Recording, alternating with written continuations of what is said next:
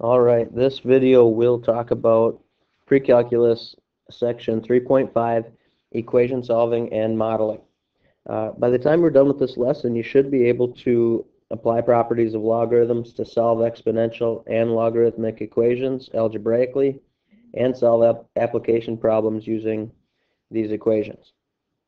So to start off, there's some basic properties of logarithms that we're going to introduce to you. The one-to-one properties. For any exponential function, f of x equals b to the x, if b to the u equals b to the v, then u must equal v. These values must be the same. And for any logarithmic function, in the form f of x equals log base b of x, if log base b of u equals log base b of v, well then u and v must equal each other. These values must be the same. So where does that come into play? We'll go through an example at this time. And remember, when you're watching these videos, at any time just pause if you need to in order to write down the notes or write down the properties that we go through. Also pause and try to solve some of these problems before I go through them myself. So the first example, solving an exponential equation algebraically, you want to write down 40 times 1/2 raised to the x over 2 power equals 5.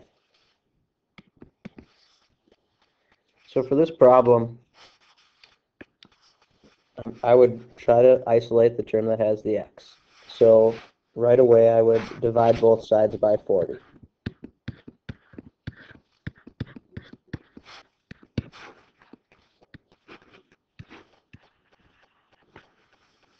So in dividing by 40, I'd have 5 over 40, and we all know that's 1 over 8. So now, what I want to do in order to use this one-to-one property that I've already talked about, if I can get my bases to be the same, well then I can set the exponents equal to each other. That's what I want to keep in mind. So I'm noticing something about this term right here that's going to allow me to do that. The question is, how do I get these to have the same base? Well, the base over here right now is 1/2. Can I take 1/2 to some power and get 1/8? Well, yes. I can take 1/2 to the third power to get 1/8. So that's what I would do.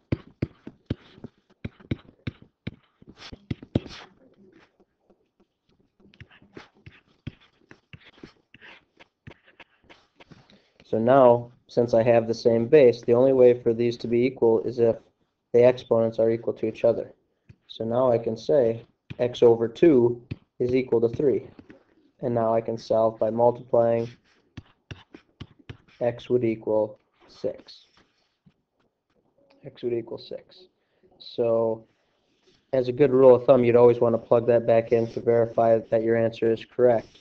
So you would simply take 40 times 1/2 raised to the 6 over 2, which is 3, and see if that does equal 5. Well, what's 1/2 cubed? Set it right here, it's 1/8. 40 times 1/8, does that equal 5? Of course, 40 divided by 8 equals 5. Verified correct. Here you go. It's a real good job. Okay, let's go on to another example. Solving a logarithmic equation. Right now, we're trying to solve the common log of x cubed equals 3. So why don't you pause, see if you can figure out how to do this.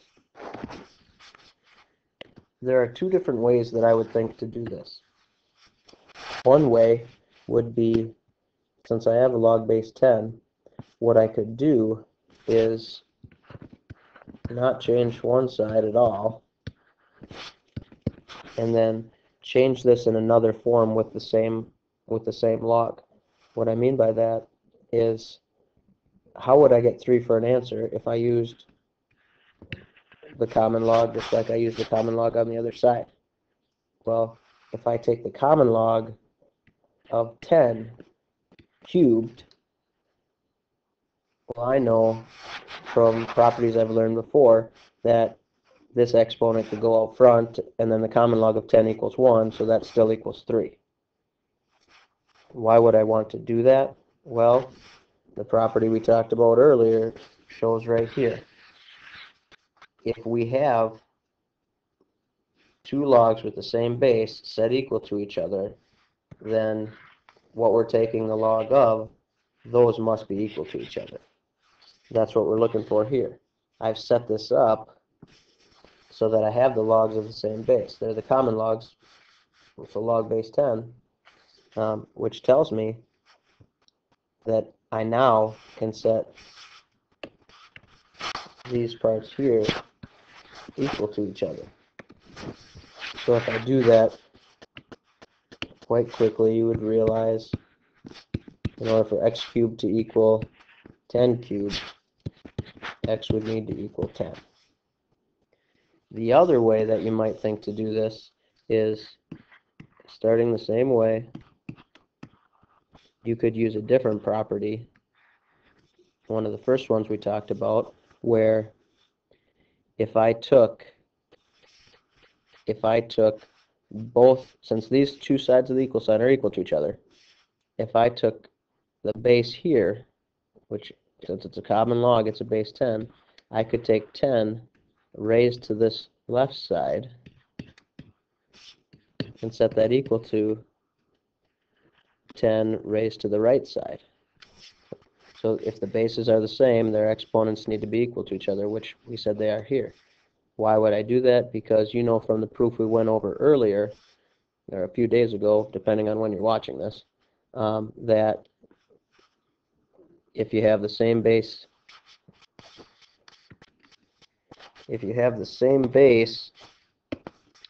here as you do here, then this simplifies down to what you're taking the log of in your exponent.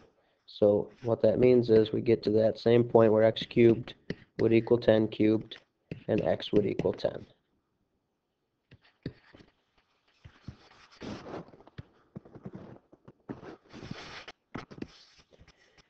On this next example, we will solve a logarithmic equation both graphically and algebraically.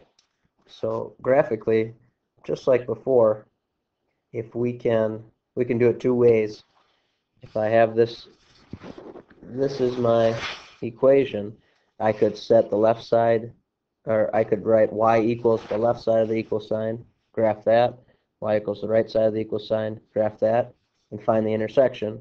Or what I'm going to do is I'm going to just subtract the right side from both sides so it's set equal to 0 and find the zeros. So if I did that, I would just have the common log of 2x plus 1 plus the common log, or the natural log of x plus 3 minus the natural log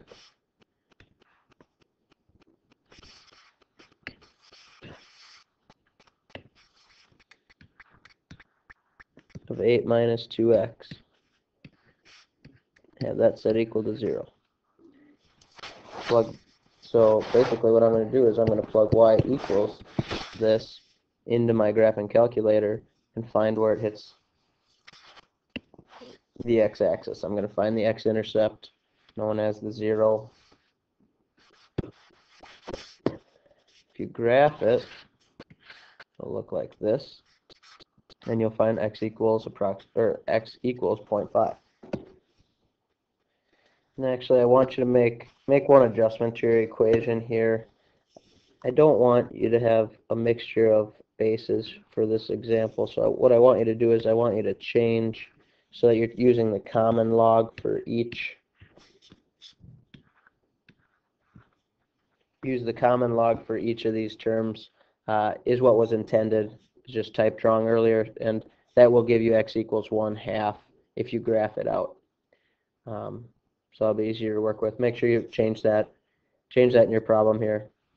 So graphically, we found the intercept, and 1/2 would be a solution to the equation. Algebraically,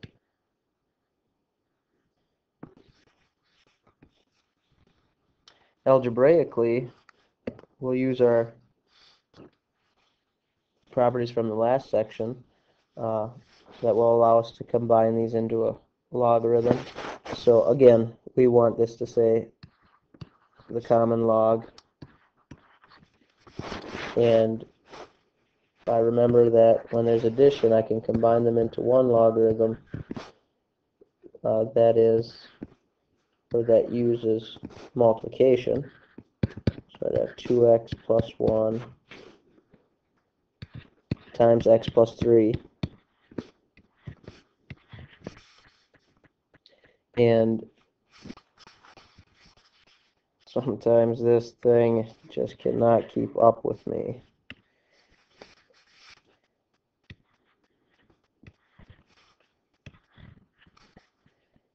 And that would be equal to the common log of 8 minus 2x. Oh, might have went too fast there again. And so now, again, we have that situation where I have logs of the same base set equal to each other. So that means what's inside of those logs, or what I'm taking the log of, must be equal to each other. So now I can say 2x plus 1 is times x plus 3 is equal to 8 minus 2x. And from there, you're just going to solve. Multiply this out. I'd get 2x squared. 6x and 1x is 7x. 3 and 1 is 3.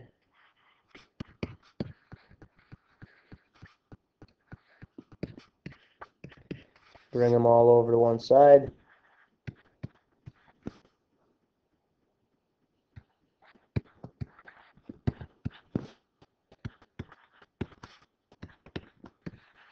And find your zeros.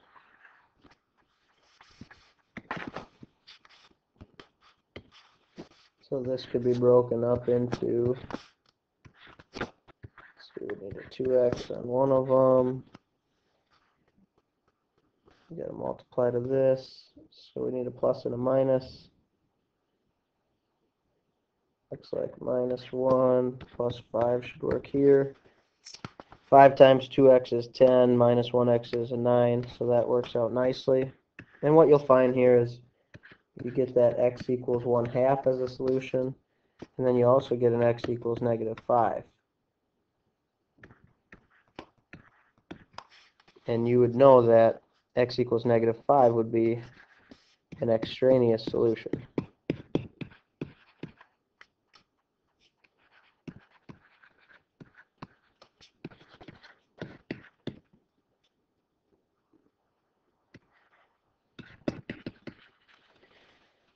That would be an extraneous solution. You would find that out right away because you're going to plug them back in. Well, when you plug in a -5, let's say we plug it in right here, what's the problem? You'd end up with a negative number right here. You can't have that. So there's how you solve it algebraically. What I'm going to do now is I'm going to go through some different points, formulas, vocab, if you will, for the rest of this section. And after that, you'll be able to work. So orders of magnitude is a phrase we'll use. The common logarithm of a positive quantity is its order of magnitude. So you're going to be thinking in terms of multiples of 10 for most things. So here's how you can think of it.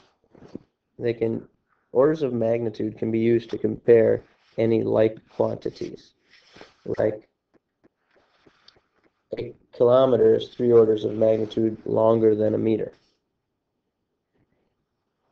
How do you know that? Well, there's 1,000 meters in a kilometer.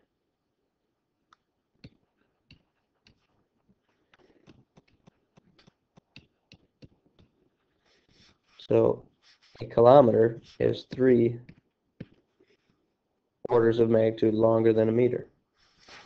A dollar is 2 orders of magnitude greater than a penny, because $1 is equal to 100 pennies. So it's 2 orders of magnitude larger. New York City, with 8 million people, is 6 orders of magnitude bigger than Earmuff Junction, which we all know about, which has a population of 8. Get it? So here's the information you need to know when working with problems involving Richter scale and magnitude of an earthquake. The formula is the magnitude, which is R, is going to be equal to the log of the common log of A over T plus B, where A is the amplitude in micrometers of the vertical ground motion at the receiving station, T is the period of the associated seismic wave in seconds, and B accounts for the weakening of the seismic wave with increasing distance from the epicenter of the earthquake. So when you're working through the problems that involve this, that's what you're going to have to remember. You're going to have to remember this, and remember the magnitude is R, A is the amplitude, T is the period of a wave, and B accounts for the weakening of the wave. So I'm just going to leave you at that and let you work through some problems involving that. We'll talk more about that after you've done that first assignment. Another formula you need is to find the pH, shown here. In chemistry, the acidity of a water-based solution is measured by the concentration of hydrogen ions in the solution. The hydrogen ion concentration is written in this way. The measure of the acidity used is the pH. The opposite of the common log of the hydrogen ion concentration is the equation you need to remember. Keep in mind that more acidic solutions have higher hydrogen ion concentrations and lower pH values. Something to note about the pH levels, if you know different pH levels, since you find the pH level using a common log, the difference in pH levels is also or can also be described by a difference of magnitude.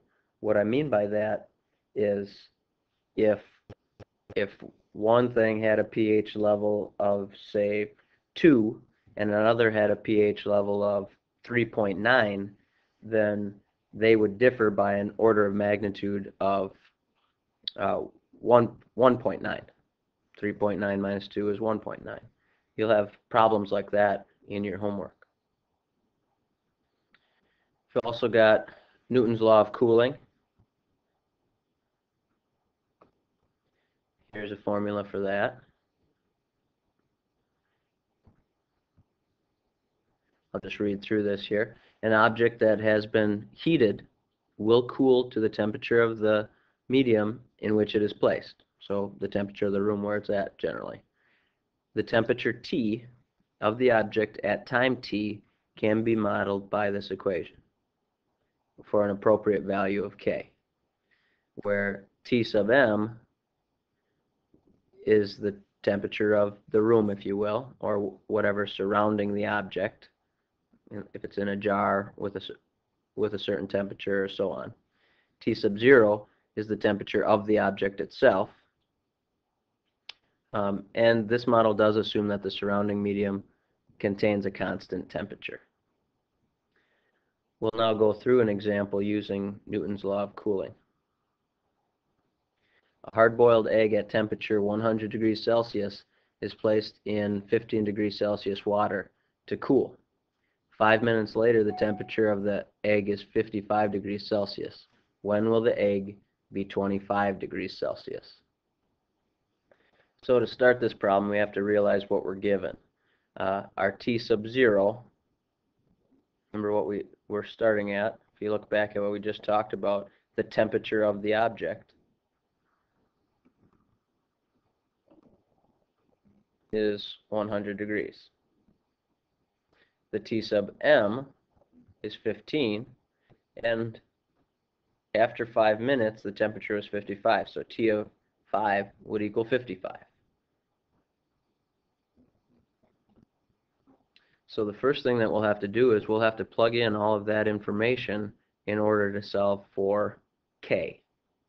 We're going to plug in t sub 0.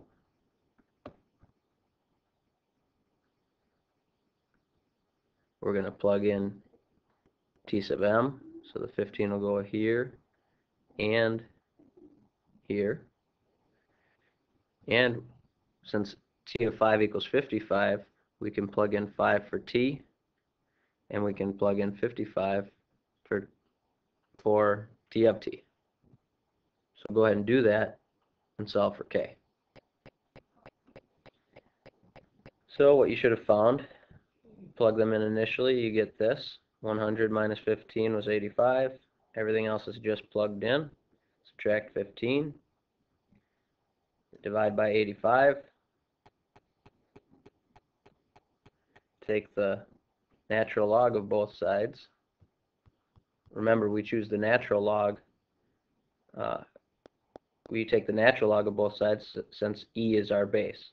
The base of the natural log is e, so therefore whatever it's raised to would just be what's remaining. From there, we just divide by -5 and get our k value. Once we have k, well, now we can plug k back into the equation. We can plug in, we're trying to find when will the egg be 25 degrees, so that's the temperature we're looking for. So we set up a new equation when t of t equals 25. So 25 will go in over here. 25 will go in here. We're going to be looking for t, so we plug everything else back in as we had before, along with the new k that we found. Go ahead and do that and see what you get for an answer.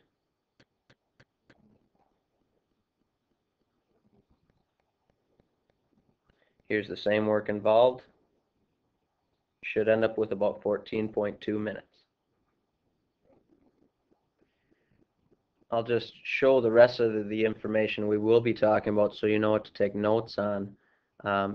Pause this, write down these regression models that are related by logarithmic re-expression, and then as I scroll down, keep pausing and write down the notes that you will need. I won't discuss this at this time, but you can pause and write these down.